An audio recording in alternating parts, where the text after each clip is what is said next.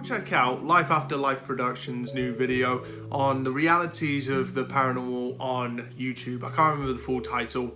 Highly suggest it. Yes, it's a bit of a long video, about 40 plus minutes long, but I highly suggest you go watch it, as I very much enjoy even the more reality based kind of talks on the paranormal, which I think you'd really enjoy and get something out of. But anyway, without further ado, let's get on to this video that I'm doing tonight. So this is kind of a response, I suppose, to that video, but it's kind of going to be on not a whole great menagerie of topics. It's just going to be on one sort of topic as it relates to paranormal TV shows and the comparisons and so on.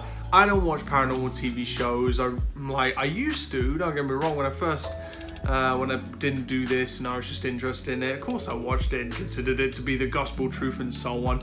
But then I kind of, as I started doing this, figured how ridiculous it is because you get too much of this. Yeah, we're about to discover something here. Yeah. No, Nick, you're right, bro. Dude, I don't know what's wrong with me. Me?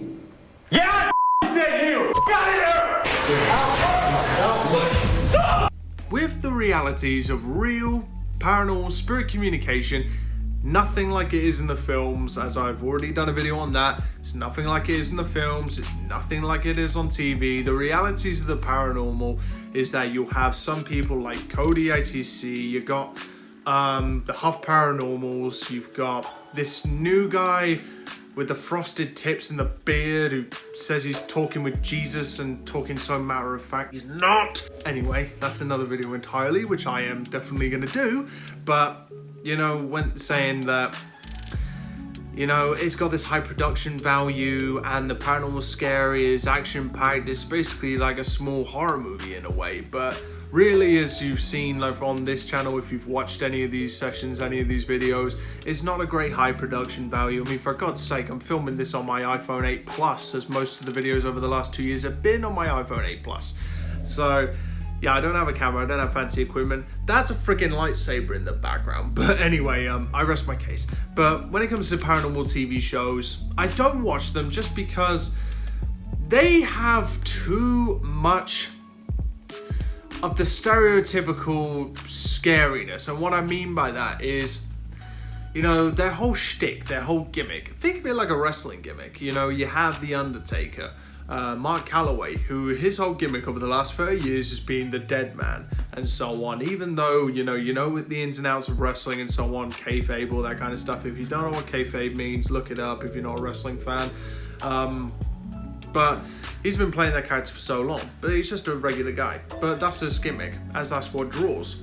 And it's kind of the same with these paranormal TV shows. Their whole shtick, their whole gimmick is being scary. And if it's not scary, it's not going to make money. Like you have Ghost Adventures, and Ghost Adventures' whole set around being scary, that it's freaky, that it's terrifying, that you shouldn't do this, that you should take caution when doing it, and that it's only the professionals, which I hate that term that gets thrown around in the paranormal because there's no such thing as a professional in the field. There's no such thing as an expert in the paranormal. They do not exist. You can be experienced. Yes, of course you can be experienced, but that does not in any way make you an expert. We're all at the same level as just being learners. With these paranormal TV shows, their whole gimmick being scary, one, it has to be scary. You have to keep people intrigued. I mean, with the amount of subscribers which I got, for some reason I only get maybe 40, 50 views a video, but I don't care, I don't mind, as long as some people watch it. I do not care.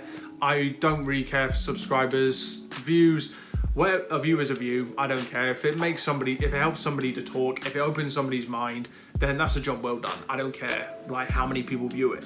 But with that, it has to make money. It has to have that shtick and that gimmick that has to be scary, otherwise you're not going to be interested. You watch horror movies to be scared, and it's kind of watching this as well. And don't get me wrong, I believed it at first, and you know, I sometimes get recommendations from friends saying you have to watch this thing. Like I remember when Demon House came out and I watched it, and I don't know, it just seemed very, not saying it wasn't real, not saying like that people didn't experience those things that they had in the house. Like Zach Bagans did this kind of documentary film on Demon House on a house he bought, but I'm very skeptical on that.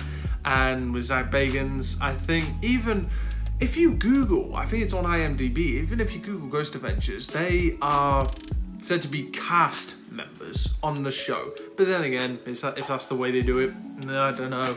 I don't know what channel they're on. I think it's on the Travel Channel still. It's all in night vision, you know, it's all in the dark. There's barely ever in the daytime. I don't think spirits really give a crap what kind of day it is. It doesn't have to be at night, you know, the night vision cameras. And when you see me on this channel, I'm never, every time I ask a question on a PSP7 and I say, is someone here? And let's just say a response comes through and says, I am here, from Zach Bagans or like Aaron or whatever, you get like a, oh my God, he just said he's here. You know, and you have them freaking out as if it's the first time they've ever heard it. But I don't freak out or anything like that. That's not what I do here. Don't get me wrong, I still get excited and so on, but after you've done this for so long, it becomes quite normal. But you don't get communication all the time. And with on there, especially locations, it gives the kind of impression, not always, but it gives the impression that communication happens all the time when you're on location. Not true. We've been on locations before when nothing has happened the entire night. Absolutely nothing's happened, and we've basically just wasted a trip and nothing's happened. Or we've gone like 2 or 3 responses, but that's it. But the point is, the paranormal is not all action-packed and jam-packed like a movie or a horror or whatever. Sometimes the paranormal is downright boring. Sometimes it's really boring. It's just sat in front of a PSP7, waiting, and more waiting. And it can sometimes be like that. And communication's not constant. Communication isn't constant at all. You can maybe go have so much dead time in sessions as well.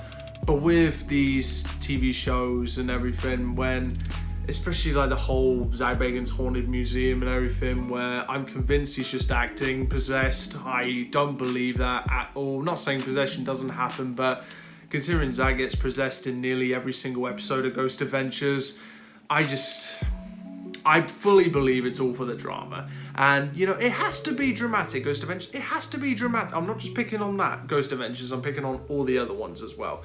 You know, it has to have that kind of, that gimmick. It has to. If it's not scary, their whole game is based around being scary. If it's not scary, people are not going to watch it. If people are not going to watch it, TV companies not going to make money. It's not going to pay for all those freaking Lamborghinis and all those cars that Zach Bagans has, and also his house and also his museum, but you get my point. And how he's able to buy all these extremely expensive things like crime memorabilia, like Dr. Kevorkian's car, and so on. So that's kind of a lot of the reasons why I don't watch it. When you do this properly, when you do spirit communication, you'll find it so much different than what you see on TV and what you see in films. And it's just, you know, you look at it and it's black and white. It's completely different. And with locations, you know, we don't go around screaming, shouting and so on and acting like we're possessed or anything like that, just because that just doesn't happen. It just doesn't happen, you know. And especially entertainment, the whole entertainment side is hurting the paranormal a lot, especially when you have these paranormal channels, which Huff Paranormal started off really freaking legit, got some brilliant stuff, started off legit, was good, and then I think the money and the fame got to him a bit, the ego kind of grew, and now I'm convinced he's just full-blown full of crap. So here's just in it for the money. Those celebrity sessions, just in it for the money, the fame. There's no other way of convincing me otherwise. Especially when they speak, even on these paranormal shows, speak so matter of fact, like they know exactly who's talking. We don't know exactly who's talking through a spirit box. Are we getting unexplained voices? Yes. Are we getting unexplained voices? Of course, but there's no way to prove who we're actually speaking to. We don't even know if they're dead people. We have no idea. We don't know that. We can't prove they're dead people. Unless, I remember Dark Paranormal Investigator saying to me, Devin, saying like, unless you can DNA test a spirit, I doubt we can ever prove who we're talking to. And I think that's definitely true. I don't think we're going to prove it in my lifetime. I don't think there's ever going to be a way to prove it, in my opinion. But like I said, with these shows and so on, when they speak so matter of fact, but yet in the paranormal there is only one certainty, that we're getting unexplained communication, unexplained voices, but we just don't know who or what they are or how they even communicate. They say it's through, some say it's through manipulation of audio. If that's true, God only knows. It's a good theory, but at the end of the day, just a theory. But these movies and so on that are based on the paranormal and such, horror movies in general, you want to be scared. You want that adrenaline rush. And then when it's based in the paranormal, when you've got sort of the exorcism of Emily Rose, I think it's called, or you have ones like Paranormal Activity and so on, that kind of stuff just does not happen. At least it's never happened to me anyway, or happened to D. I've never experienced anything like that. A lot of the time, nothing actually happens. You know, I've never seen a book fall off a shelf or anything like that. I'm not saying it doesn't happen, but I've just never experienced that.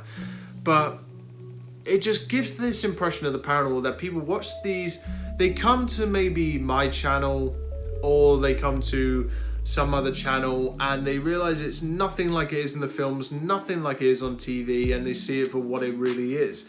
You know, like, this is what you see is what you kind of get. So sometimes it's downright boring. Sometimes if I don't do a session for like a week or two, it's because I've done sessions in those 2 weeks, but nothing's happened. Had no communication, so I thought, well, there's no point putting out a session, so I haven't gotten anything. So a lot of the time I do something else, or I do an interview, something like that, with other people on a conversation with Phantasma Live, so I do stuff like that as well. So while I'm on that subject as well, I had a comment a while ago which really friggin' made me laugh, which said, you know, they told me that this channel was boring. Whatever. It's not the most interesting channel. I don't have a high production like value. I don't have all these friggin' like lights everywhere and like a high def camera or anything like that. I'm filming this on my freaking iPhone, for God's sake. You know, I don't have a special mic or anything like that. It's just kind of what you see is what you get. Some people consider it boring, but if you're interested in the paranormal, you know, I've had a lot of contact with people in the paranormal community who quite enjoy this and like the way what I talk about and so on, which fine, fair enough, and thank you, by the way. But they say, oh, I'm gonna go watch Huff Paranormal because, you know, his videos are much better. And I'll give the guy credit.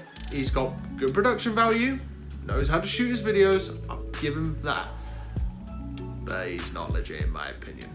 I will never believe that. And even with these paranormal shows, it creates this image of the paranormal which is just not factual, and it's just not what happens. Not saying that they don't get genuine evidence, because I've seen some things on there which I think, okay, yeah, alright, that's interesting. But it's just we never see a lot of it. We only ever see like one clip and a quick snippet. But it's a lot of jumping around, flailing, you know, a lot of Zach Bagans doing this, pretending like he was choking on that bridge. I don't know. I see that stuff like possession videos and I just think, nah, I don't believe in it. Unless it happens to me, which I doubt, but there's no way to really prove that they are possessed because they just could be acting. Like I said, they've got a high incentive to act. I mean, it will probably pay for Zach Bagans' big house in his museum and all this crime memorabilia which he buys for his haunted museum and so on, and also all those fast cars that he has. But you know, the money's there, money's an incentive, and especially the paranormal seems to be going that way. But anyway, I'm going to stop this there because I'm going to go on forever, but I'm going to do a few more topics on this. And if you got to the end of this video and you think I'm full of crap and you don't like what I've just spoken about, first of all, I don't freaking care. Alright? This is just opinions. Everybody's going to have an opinion. If you don't like mine, that's fine. Tell me why. We can have a conversation in the comments. That's all well and good. We can have a conversation. But anyway, I'll see you guys very soon. I hope you've got to the end of this video and you've maybe enjoyed this, or I've given you a headache. I apologize. But I'll see you guys in the very next video.